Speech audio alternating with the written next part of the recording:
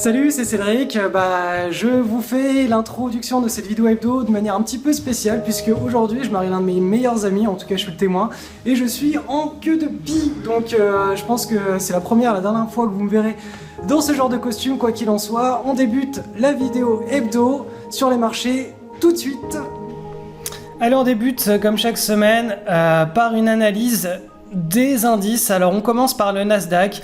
Vous voyez que là on a toujours ce V-bottom qui est en formation. On a eu une clôture ici. Alors attendez, je vais réussir à prendre.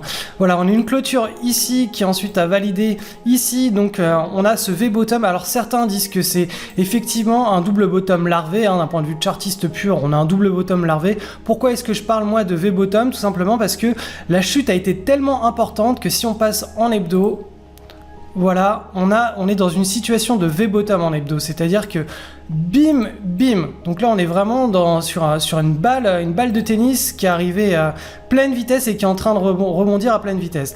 Alors, le truc qui est moins sexy là, c'est que vous voyez qu'en hebdomadaire, on a ce doji. Ce doji, il s'est formé sur une zone, hop là, ici, de résistance. Donc là, si ça part par le bas, attention, attention, c'est que c'est pas bon du tout. Donc là, on va surveiller un petit de près cette semaine ce qui va se passer.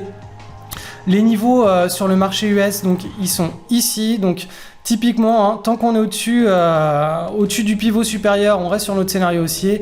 Si on casse le pivot inférieur, on part sur un scénario baissier. Et pour que vraiment on soit dans un retournement à la baisse de marché, il faut qu'on passe sous la trendline moyen terme. Donc ça, je l'avais déjà présenté en détail dans la vidéo de la semaine précédente.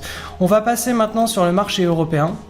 Sur le marché européen, les choses sont un petit peu moins belles puisque là on n'a pas du tout validé de clôture au-dessus du pivot. Donc là sur le DAX, ça stat, on est sur la partie inférieure du range à court terme. Donc là si on casse par le bas, hop, on va aller chercher le support des 9330 points. Donc là on est toujours dans une zone de correction. Pour moi on est en train de tout simplement dessiner le point d'inflexion à long terme, puisque on est toujours dans ce canal haussier. Donc là même si on part par le bas, ici moi je reste toujours positif, j'attendrai ici un point d'inflexion avant que ça vienne rebondir. Je passerai négatif, donc j'arrêterai d'acheter complètement des swing trades à la hausse si on commence à évoluer en dessous des 9300 points et je commencerai à rechercher des opportunités à la baisse sur les swing trades. Ensuite, pour le CAC 40, c'est un petit peu le même, on est exactement même dans la même logique que sur le DAX. On a un petit range à court terme, soit on casse par le haut, soit on casse par le bas. Si on casse par le bas, c'est les 10 000 points. Sous les 10 000 points, je recherche des opportunités à la baisse pour mes swing trades.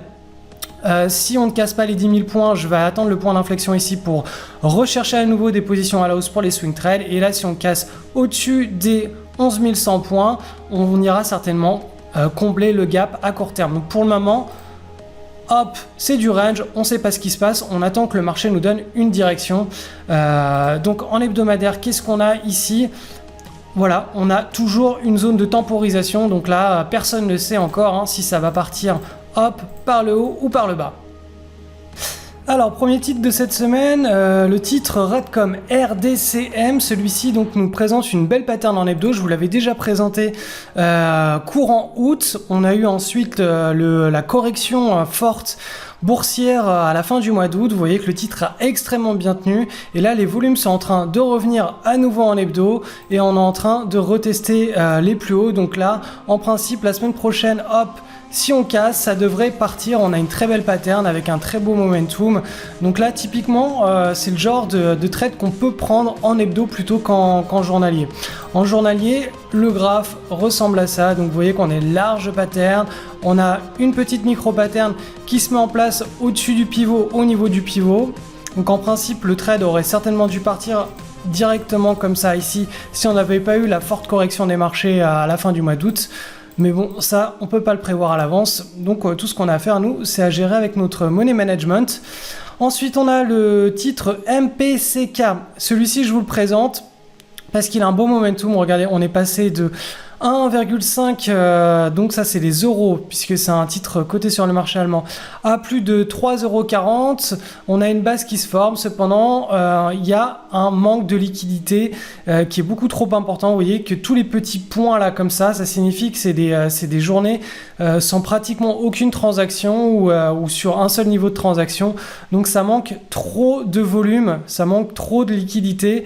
Donc là, il va falloir attendre que soit on ait des volumes en explosion ici pour éventuellement mettre en place un trade par la suite, soit on laisse de côté. Le titre HYQ, donc ça c'est un trade de type rocket, hein. On a un énorme momentum aussi à moyen long terme, même à court terme. On a un mouvement qui est de type parabolique. Hop, ça s'accélère comme ça. On a la petite pattern de type rocket. Vraiment, tous les ingrédients sont là. Le breakout s'est effectué sur des volumes en forte augmentation. La petite consolidation de 3 jours sur des volumes en baisse. Et là, on repart à la hausse. Donc là, cette semaine, c'était vraiment le trade. Donc typiquement ce genre de trade, hein, ça se prend sur la cassure du pivot. Comme là on est venu clôturer un peu trop loin du pivot, c'était compliqué de prendre ce trade en post-breakout, sachant que la pattern était vraiment de courte durée. Les roquettes, vaut mieux attendre vraiment des beaux cas d'école et les prendre sur la rupture du breakout, sauf si on vient clôturer vraiment à proximité du pivot. Le titre HBCP coté sur le Nasdaq. Alors celui-ci, je vous le présente parce qu'il est une large base. On s'en est extrait le 19 juin avec des volumes en forte augmentation. Là, on a la première consolidation et les volumes sur le breakout. Alors, petit bémol, hein, en dehors du fait qu'on ait un breakout avec les volumes, etc., c'est que vous voyez, là, on a des longues mèches ici, un peu partout en fait, hein. On a des longues mèches un petit peu partout et ça signifie que le spread sur l'action est assez important, c'est-à-dire que il y a des creux dans le carnet d'ordre entre l'offre et la demande qui est assez important et du coup quand il y a des vendeurs, ça peut créer des longues mèches et si vous prenez le trade et que vous mettez un stop en physique là-dessus, il y a de fortes chances pour que s'il y a un vendeur qui revende ses actions, que ça vienne attraper votre stop avant que l'action reparte à la hausse. Donc vraiment, quand vous entrez sur une action, analysez bien son comportement passé parce que c'est la meilleure indication de son comportement futur. Ensuite, alors celui-ci, je voulais vous le présenter dans une optique de retournement de marché. Donc là, typiquement, on a un beau trend haussier, on a une large base ici qui s'est finie avec un breakout ici à la baisse. Vous voyez que là, pendant le breakout, on a eu des volumes extrêmement importants. Là, donc, forte distribution. Là, on a la première consolidation ici. Et on a la cassure par le bas avec des énormes volumes juste avant et pendant.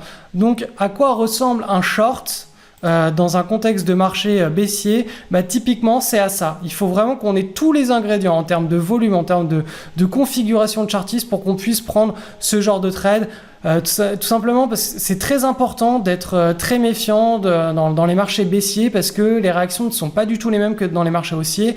Il y a beaucoup de volatilité, il y a des short squeeze, donc il faut vraiment être très très très sélectif et baisser son risque par trade dans ces conditions de marché.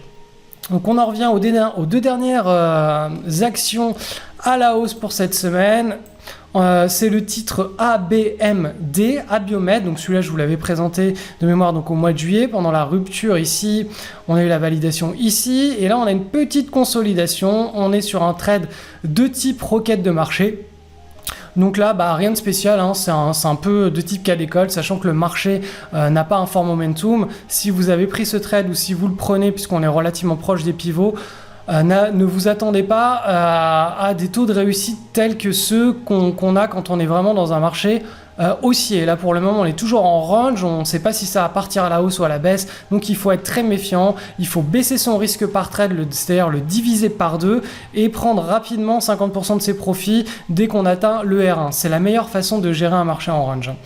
Et le dernier titre, donc c'est ABC Arbitrage. Alors celui-ci, je vous le présente surtout d'un point de vue hebdo. Il est assez intéressant. Donc là, ce qu'on a, c'est qu'on s'est extrait d'une large base de plusieurs années. Ici, là, on a la première base depuis l'extraction de cette large base, donc c'était en mars 2015, on a les volumes en augmentation, on a un gap haussier, donc c'est certainement un gap de rupture, hein. Et en journalier, c'est un peu moins propre, hein, mais de toute façon, l'idée c'est de vous présenter un trade en hebdo sur cette pattern. En journalier, on a le gap ici. Alors, il n'y a pas une news, hein, j'ai pas trouvé ce qui a fait gaper l'action comme ça. Mais voilà, en tout cas, là, on a les volumes qui sont présents et qui sont en dehors de ce qui s'est présenté pendant toute la pattern. Donc là, typiquement, ça peut être le genre de trade à prendre si on valide par le haut, si on casse par le haut avec un stop, soit ici en dessous du dernier creux, soit ici en dessous de la mèche. Puisqu'on a été chercher le comblement de gap, on n'a pas réussi. Donc là, si on casse par le haut, l'endroit le plus stratégique pour placer son stop, c'est en dessous de cette mèche-là, voire en dessous du dernier creux.